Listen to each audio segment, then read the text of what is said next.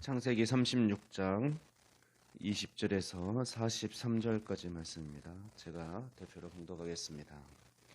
그 땅의 주민 호리 족속 세일의 자손은 로단과 소발과 시브온과 아나와 디손과 에셀과 디산이니 이들은 에돔 땅에 있는 세일의 자손 중 호리 족속의 족장들이요. 로단의 자녀는 호리와 헤맘과 로단의 누이 딥나요. 소발의 자녀는 아란과 마나핫과 에발과 스보와 오남이요. 시브온의 자녀는 아야와 아나며 이 아나는 그 아버지 시브온의 나귀를 칠 때에 광야에서 온천을 발견하였고, 아나의 자녀는 디손과 오올리바마니 오올리바마는 아나의 딸이며, 디손의 자녀는 햄단과 에스반과 이드란과 그란이요. 에셀의 자녀는 비란과 사아온과 아간이요.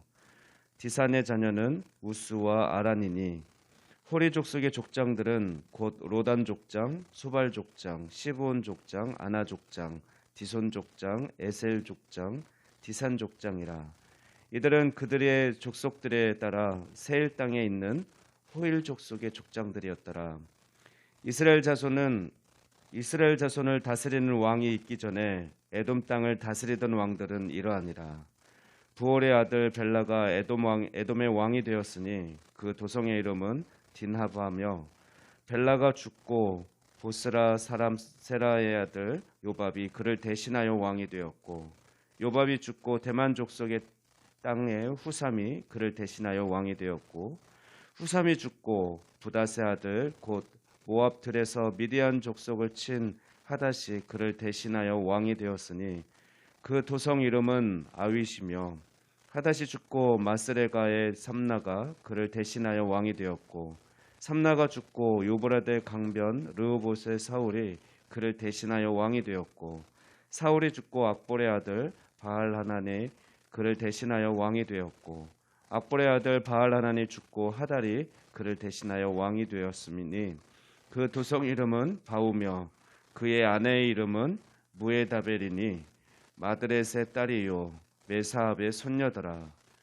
에서에게서 나온 족장들의 이름은 그 족족과 거처와 이름을 따라 나누면 이러하니 딥나 족장, 아로아 족장, 여댓 족장, 오올리바마 족장, 엘라 족장, 비논 족장, 그나스 족장, 대만 족장, 밉살 족장, 막디엘 족장, 이람 족장이라.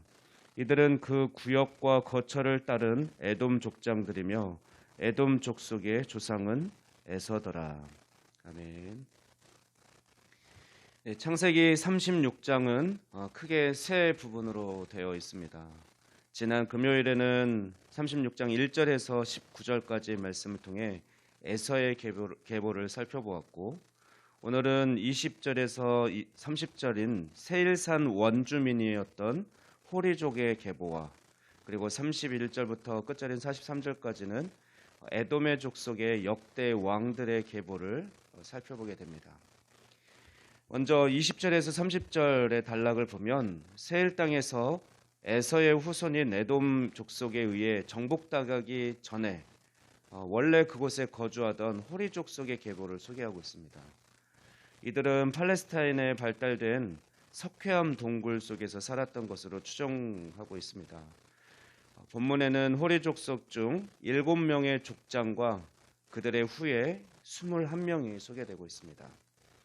그런데 이들의 족보가 특별히 오늘 본문에 기록된 이유는 에돔과 호리 족속 간의 통혼으로 서로 결혼을 하게 된 거죠. 그래서 에서의 후손이 호리 족속의 후손과 하나가 되었다, 동화되었고, 따라서 에서의 후손이 이제는 완전히 언약의 계보에서 벗어난 이제 이방 민족으로 타락하였음을 보여주기 위함입니다.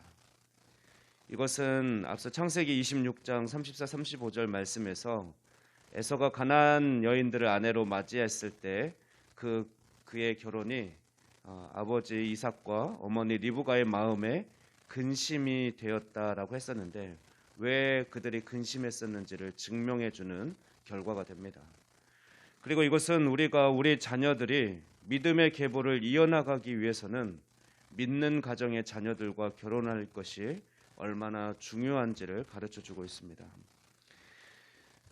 이제 31절에서 43절의 말씀은 에서의 자손들이 원주민 호리 족속을 점령한 후에 그곳에 강력한 에돔 왕국을 건설하였음을 보여줍니다. 31장에서 39절, 31절에서 39절 말씀은 에돔 왕국의 왕이 된 8명의 명단을 기록하고 있고, 또 40절에서 43절 말씀은 앞서 15절에서 19절에서 나왔던 족장들의 뒤를 이어서 그 지방 군주가 된 11명의 새로운 족장 명단을 기록하고 있습니다. 주목할 만한 것은 에돔 왕들은 부자 세습, 즉 아버지가 왕이었으면 그 아들이 왕을 이어서 받은 것이 아니라 각각 다른 인물들이 다른 인물의 아들에 의해서 계승이 되었다라는 것입니다. 특별히 본문 31절 말씀은 이스라엘 자손을 다스리는 왕이 있기 전에 에서를 통해서 형성된 에돔의 먼저 강력한 왕권이 형성되었음을 강조하고 있습니다. 그러나 그럼에도 불구하고 이들은 이스라엘의 두 번째 왕인 다윗 왕에 의해서 결국은 정복당하고 맙니다. 이스라엘은 비록 에돔보다는 늦게 국가의 형태를 지니게 되지만 이스라엘의 역사는 결국 하나님의 언약의 자녀인 야곱의 후손들에 의해서 세워지게 됨을 보여줍니다. 이런 사실을 통해 우리는 하나님의 나라가 눈에 보이는 것으로는 가시적으로는 미미한 것 같고 또 불의한 세상 나라들에 비해서 기대할 것도 없는 보잘것없는 것처럼 그렇게 보여서 우리가 보잘것없는 것으로 보일지라도 우리가 결코 실망하지 말아야 할 것을 가르쳐줍니다. 즉 하나님께서 약속하신 하나님 나라는 더딘 것 같지만 때가 되면 세상 나라와 비교할 수 없을 정도로 완전하고 영원한 나라로 임할 것입니다. 요한계시록 11장 15절은 이제 7번째 천사가 나팔을 불며 또 하늘에서 소리가 들리는데 이렇게 소리가 들립니다. 세상 나라가 우리 주와 그의 그리스도의 나라가 되어 그가 세세토록 왕노릇 하시리로다. 그러므로 우리는 오늘도 영원한 그 하나님 나라를 소망하면서 하나님께서 신실하게 이루어 주실 그 하나님 나라를 또 기대하고 소망하면서 우리를 또 그 나라 백성으로 불러주셨으니 세워주셨으니 하나님 나라 백성답게 또한 승리하는 삶을 살아가기를 소망합니다. 기도하겠습니다. 만왕의 왕이시오 영원한 아버지 되시는 하나님 감사합니다. 우리를 하나님 나라의 백성 삼아주시고 우리를 하나님의 자녀로 부르시고 하나님 나라의 상속자로 세워주시니 감사합니다. 우리가 이 세상에 잠시 나그네로 살고 있음을 기억하고 영원한 하나님 나라를 소망하며 기쁘게 살아가게 하여 주시옵소서. 우리가 하나님 나라 시민답게 다듬어지게 하시고 또한 넉넉하고 여유 있는 자세로 이 세상을 살아가게 하여 주시옵소서. 오늘도 우리의 간구에 귀 기울여 주시고 신실하게 응답하실 하나님을 찬양합니다. 감사드리며 이 모든 말씀 우리 주 예수 그리스도의 이름으로 기도하옵나이다. 아멘.